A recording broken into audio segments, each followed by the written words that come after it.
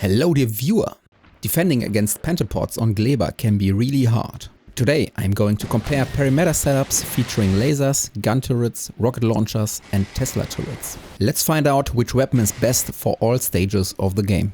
This is a typical early game Gleba attack. The evolution factor is below 0.1, which means only small strafers and stompers will be part of attack waves.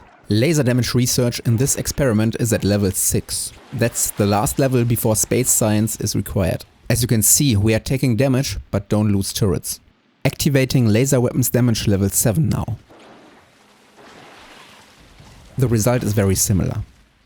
Let's add another research level, the one for 2000 packs, level 8. I think our turrets took less damage this time. And with level 9 for 4000 science packs, this looks pretty good. It's important to note that lasers aren't the best option on Gleba, given that stompers possess an inherent 80% resistance to laser attacks. Since they resist 50% of physical damage, let's move on to trying out gun turrets next. First, damage level 6 without space science. That's already a decent result. Damage level 7 for 1000 packs. When you take a close look, you'll find that the stomper stops a bit earlier. Level 8 for 2000 science packs.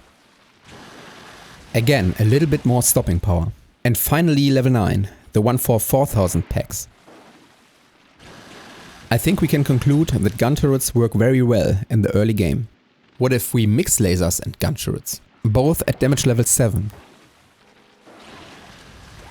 Very similar to the previous results. Both weapons are equally effective.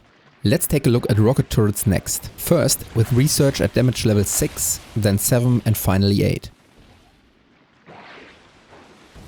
Killing the Stompers and Strafers is very effective, but because of the delay between firing a rocket and actually doing damage, they are really bad against the secondary regular attacks.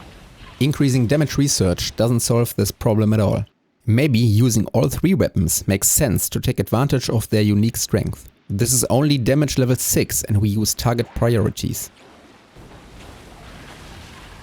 Decent result considering the low research level.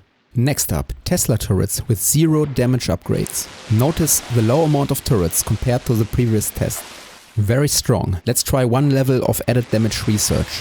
There's minimal regular damage, but it's obvious, Tesla turrets are the best. Pentapods are particularly vulnerable against electric damage, as they have no resistance to it. Electric bolts fork and can strike the enemy's legs multiple times with just a single shot. Okay, let's move on to the mid game now. Evolution factor above 0.1 and medium stompers and strafers. Let's see what lasers with damage research level 8 can do. This is an absolute mess. Let's bump damage to level 12. To get there you have to invest a total of 63,000 science packs. Well, lasers are a total failure. Will gun turrets with damage level 8 perform better? Yes, slightly, especially because they don't depend on power poles to function. Let's try damage level 12 as well. This strategy isn't performing as hoped. We are still losing turrets and taking a lot of damage. I'm curious to see if repeating the experiment with red magazines will lead to more favorable results. That was damage level 8 and now level 12 again. Not great, not terrible. Let's combine the gun turrets with rocket turrets, both at level 8. Unfortunately, this solution won't be enough either. Even at damage level 10, we cannot prevent significant damage. Rockets aren't very fast and their range leaves a lot to be desired. And gun turret range is even worse. The only way to improve it would be producing quality turrets. Positioning the turrets in this manner produces decent results though. Let's test Tesla turrets next, together with a couple of lasers. Electric damage level 4. Easy game. And what if you build even more turrets with less space in between? Super easy, barely an inconvenience. The clear winner. Okay, it's time for the maximum evolution level. Big stompers and strafers. We don't have enough damage at level 4. Let's try again, this time at level 6. I have to admit, this is a very nasty attack, with those strafers firing their regulars from a distance of 28 tiles, while Tesla turrets have a range of 30.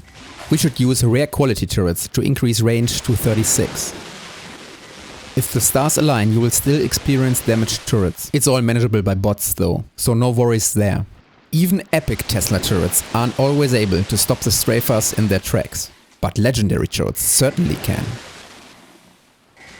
The result? Total destruction. How about we incorporate the railgun into our perimeter? Unfortunately, the railgun is too slow for the fast-moving Gleba enemies. It's time to wrap things up.